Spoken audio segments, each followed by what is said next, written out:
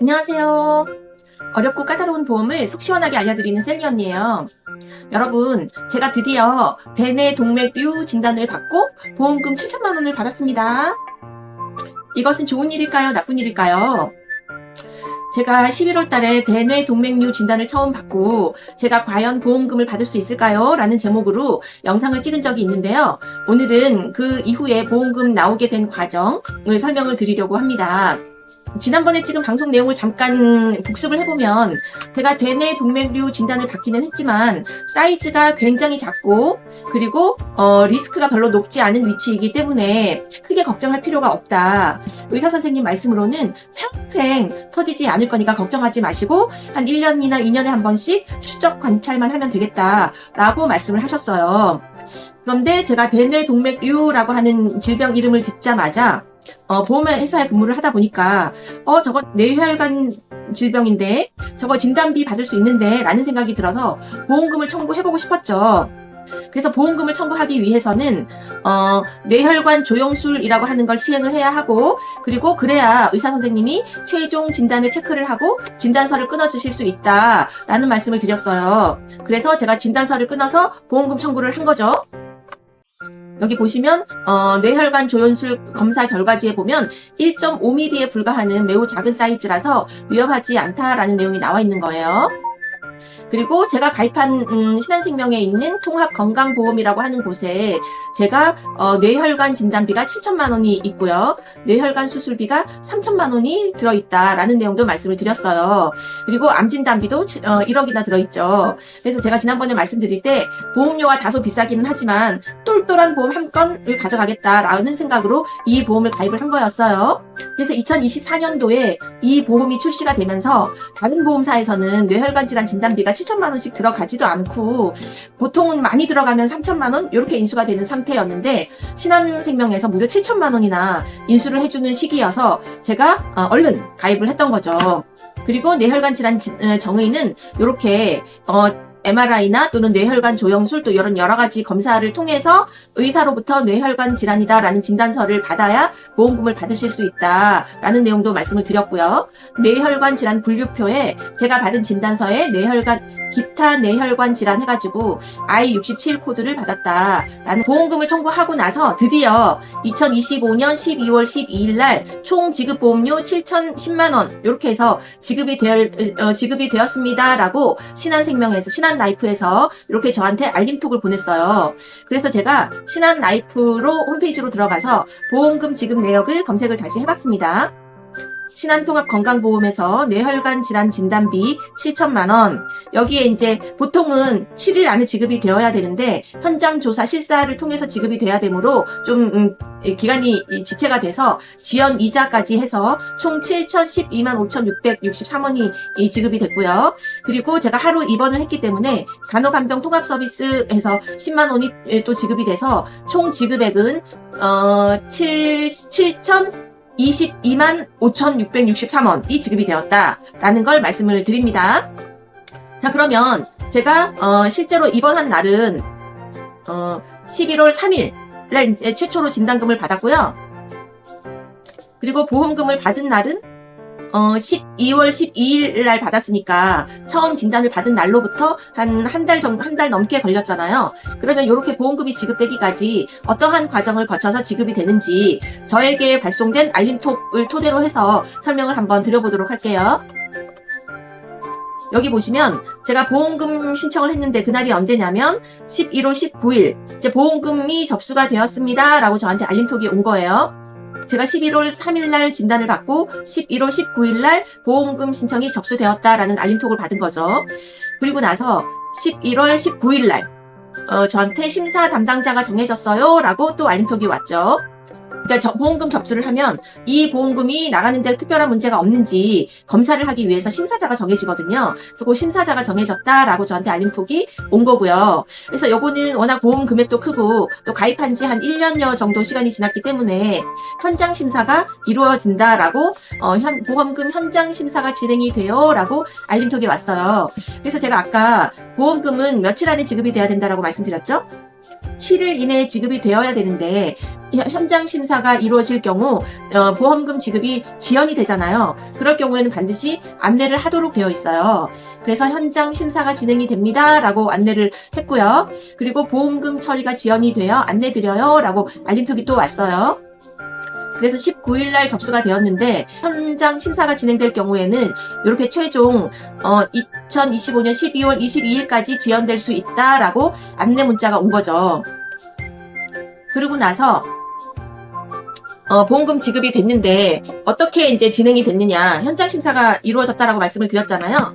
그래서 현장 심사가 완료된 후에 저한테 이렇게 손해사정 내용이라고 해서 문자가 왔어요. 그래서 제가 그동안 병원 간 이력을 쭉 조사를 한 거죠.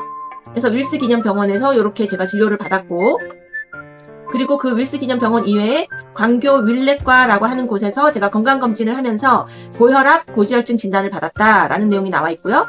그리고 바로준 내과의원에서 이런 처방을 받았고, 그런데 이제 이런 내용을 총 그 토대로 해서 제가 청약서 1번, 4번에 대한 위반 사항에 해당이 된다. 그러니까 알릴 의무를 위반했다라는 내용이죠.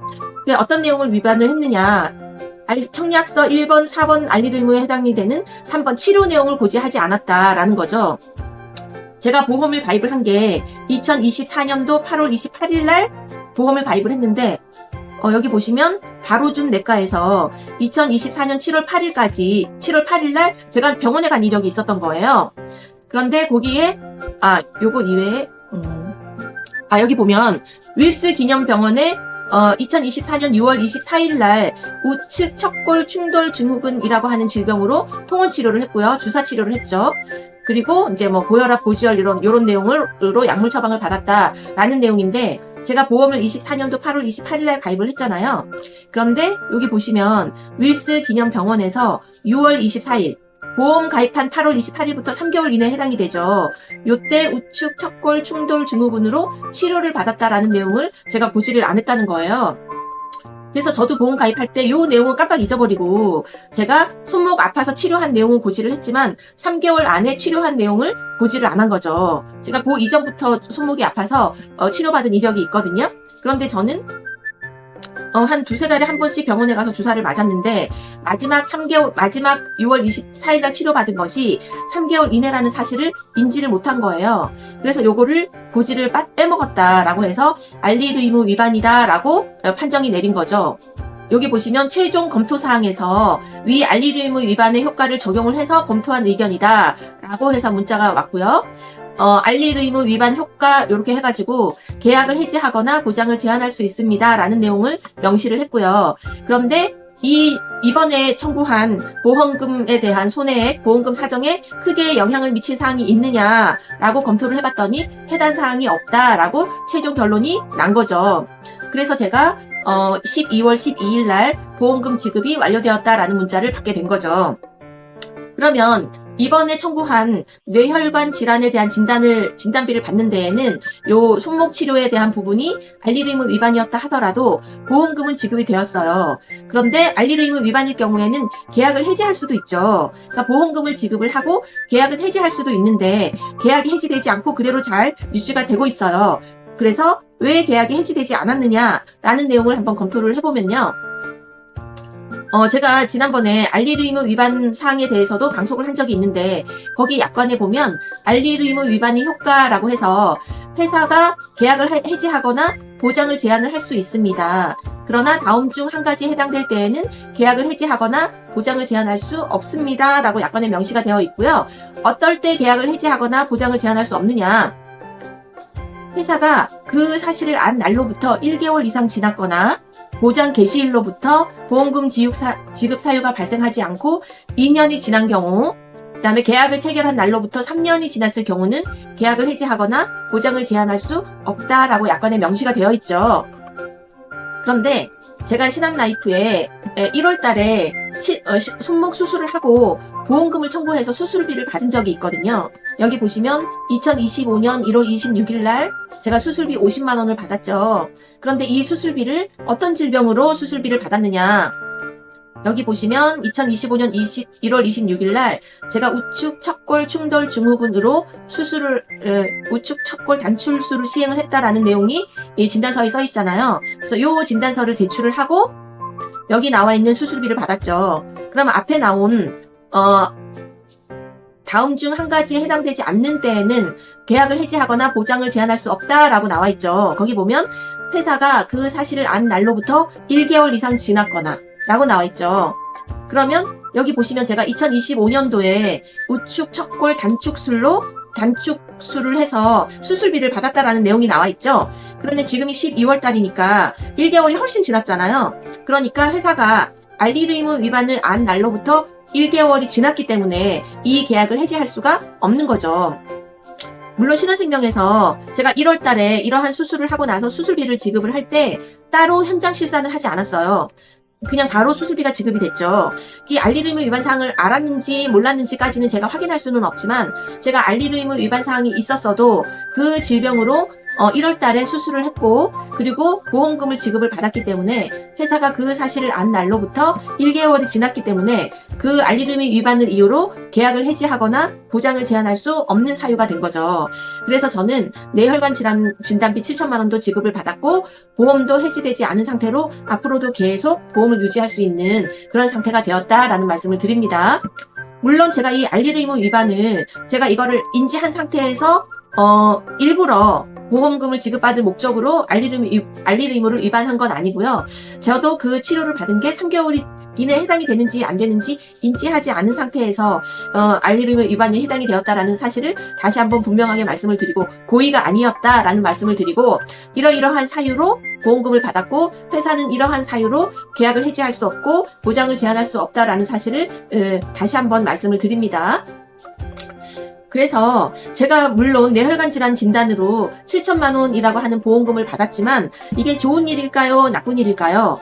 어떤 분들은 몸에 안 좋은 일이 생겼는데 보험금 받은 게 좋은 일이냐라고 말씀을 하실 수도 있지만 제가 그 질병으로 인해서 위험한 상황이나 그런 건 아니라고 분명히 의사 선생님이 말씀을 하셨고 제가 또 요것도 약간 염려증이 생겨서 제가 12월 22일 날 분당 서울대병원에 진로 의뢰서를 첨부를 해서 진료를 다시 한번 받았거든요. 그래서 서울대병원에서도 이 뇌혈관 질환이 발생한 이 부위는 굉장히 안전한 부위라서 뇌출혈이 거의 발생하지 않는 부위라서 크게 염려할 필요가 없으시다. 그리고 1년에 한 번 검사를 하실 필요도 없으시고 2년에 한 번 추적 검사를 하셔도 충분하시다. 라고 이제 의사의 소견을 받았어요. 그럼에도 불구하고 이 뇌혈관 질환으로 인해서 혹시 치료할 일이 생기면 어쩌나 라는 염려가 생기잖아요. 그래서 제가 뇌혈관 질환으로 인해서 수술할 일이 생기면 여기 신한생명 건강보험에서 뇌혈관 수술을 하게 되면 수술비가 3천만 원이 있고요. 그리고 1호종 수술비에서 1천만 원을 또 받을 수가 있죠. 그러면 신한생명 건강보험에서 4천만 원 정도 되는 그런 수술비를 받을 수가 있고요. 그리고 현대해상의 퍼펙트 플러스 종합보험에서 또 심뇌혈관 수술비에서 1천만 원이 있고요. 여기도 1호종 수술비가 또 1천만 원이 들어가 있어요. 그러면 수술비만 해도 신한생명에서 최고 4천만 원까지 받으실 수가 있고 현대해상에서 최고 2천만 원까지 또 수술비가 받으실 수가 있고요. 그리고 제가 메리츠 통합간병보험이라고 하는 통합보험에서 특정 순원계 질환 수술비를 또 가입을 했거든요. 그래서 최고 8천만 원 한도에서 수술할 때마다 2천만 원, 그리고 혈전 제거 치료를 하게 되면 또 2천만 원, 혈전 용해 치료를 하게 되면 또 2천만 원을 받을 수가 있도록 보험이 준비가 되어 있어서 제가 뇌혈관 질환으로 진단비 7천만 원을 받았지만 이후에 또 수술할 일이 생기면 최고 8천만 원까지 수술비가 연간 1회한으로 또 받을 수가 있고요. 그리고 혈전 제거나 혈전 용해 치료비도 이렇게 준비가 되어 있어서 그 질환으로 인해서 또 병원에 가서 수술을 하거나 치료받을 일이 있어도 충분한 치료비가 준비되어 있고 또 요게 없더라도 또 실손 의료비가 있기 때문에 너무 염려하지 않아도 되겠다라는 판단이 듭니다. 그래서 혹시라도 또 진단비를 받아서 나중에 치료할 일이 생길 때 치료할 수 있는 보험이 없으면 어쩌나라는 염려를 하실까봐 제가 이렇게 수술비도 준비가 되어 있다라는 내용을 보여드리는 겁니다. 지금까지 말씀드렸던 것처럼 보험은 상품이 아니라 설계와 관리의 영역이다. 어떻게 설계를 하느냐, 그리고 어떻게 관리를 하느냐에 따라서 보험금 혜택을 받는 게 굉장히 차이가 클 수가 있고요. 그리고 숫자 하나, 특약 하나가 나중에는 굉장히 큰 차이를 나게 할 수가 있다라는 내용도 말씀을 드리고, 앞으로도 어렵고 헷갈리는 보험을 좀 더 쉽고 잘 알아듣기 쉽게 풀어드리는 그런 셀리 언니가 되도록 하겠습니다. 지금까지 들어주셔서 감사합니다.